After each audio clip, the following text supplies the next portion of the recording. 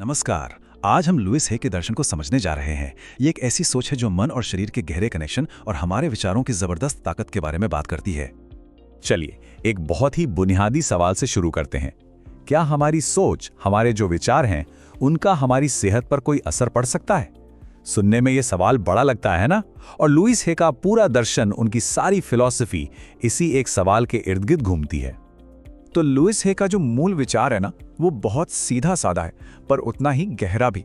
वो कहती हैं कि हमारी सोच, हमारे विश्वास और जो शब्द हम बोलते हैं वही मिलकर हमारी असलियत बनाते हैं, और इसमें हमारी हेल्थ और हमारी जिंदगी के अनुभव सब कुछ शामिल है। मतलब जैसा हम सोचते हैं वैसा ही हमारा जीवन बन जाता है। अब सवाल ये है कि विचारों की ये ताकत आखिर काम कैसे करती है?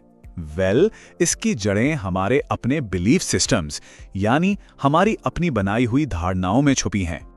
इसको ऐसे समझिए, यहाँ सोच के दो रास्ते हैं। एक तरफ है एक नेगेटिव बिलीफ, जैसे कोई सोचता है मैं ये नहीं कर सकता या मैं किसी लायक नहीं हूँ।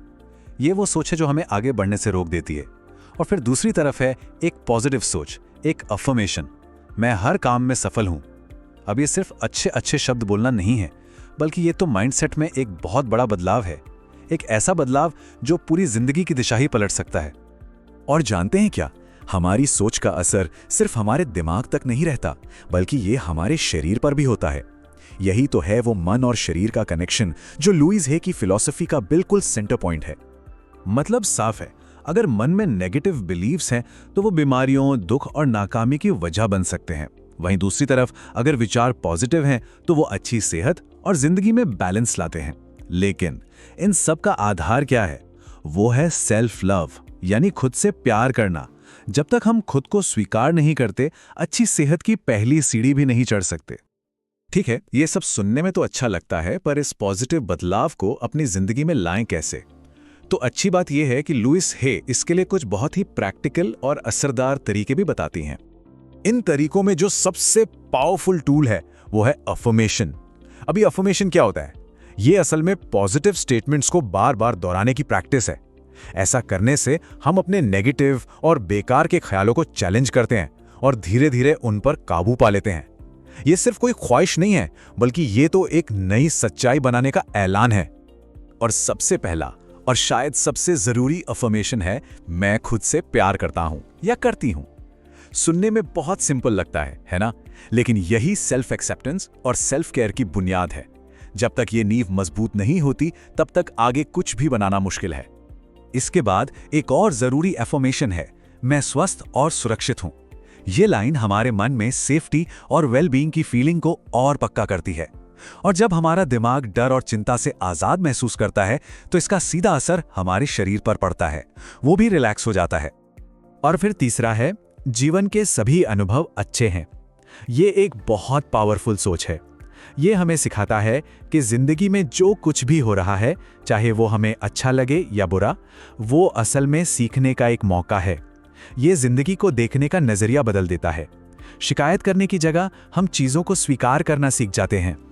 तो इन सारे पावरफुल टूल्स को अपनी रोज की जिंदगी में शामिल करने के लिए एक बहुत ही क्लियर एक्शन प्लान भी दिया गया है। यह है वो 6 स्टेप एक्शन प्लान जो हमें एक रास्ता दिखाता है। सबसे पहला कदम है अपने नेगेटिव बिलीफ्स को पहचानना।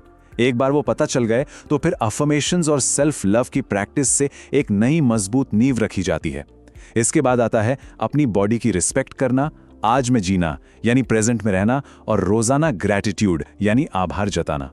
ये सारे कदम मिलकर हमें पूरी तरह से बदलने में मदद करते हैं, और हर अगला कदम पिछले कदम पर ही टिका होता है। तो अगर इस पूरी फिलॉसफी का निचोड़ निकालें तो वो क्या है? बस यही कि हमारे विचार ही हमारी दुनिया बनाते हैं। अगर हम सेल्फ लव, माफी और पॉजिटिव सोच को अपना लें तो इससे सिर्फ मन को शांति ही नहीं मिलती, बल्कि अच्छी सेहत और कामयाबी भी हासिल की जा सकती है। आखिर में सारी बात घूम फिरकर एक ही चीज पर आती है, हमारी जिंदगी हमारी अपनी क्रिएशन है। इसे बनाने और बदलने की ताकत कहीं बाहर नहीं, बल्कि हमारे ही अंदर है। तो अब यह सवाल अपने आप से पूछने का है, आज अपने लिए कौन सी नई हकीकत बनाई जाए? याद रखिए, हमारे विचार ही हमारी सबसे बड़ी ताकत है। बस जरूरत है उन्हें समझदारी से इस्तेमाल करने की।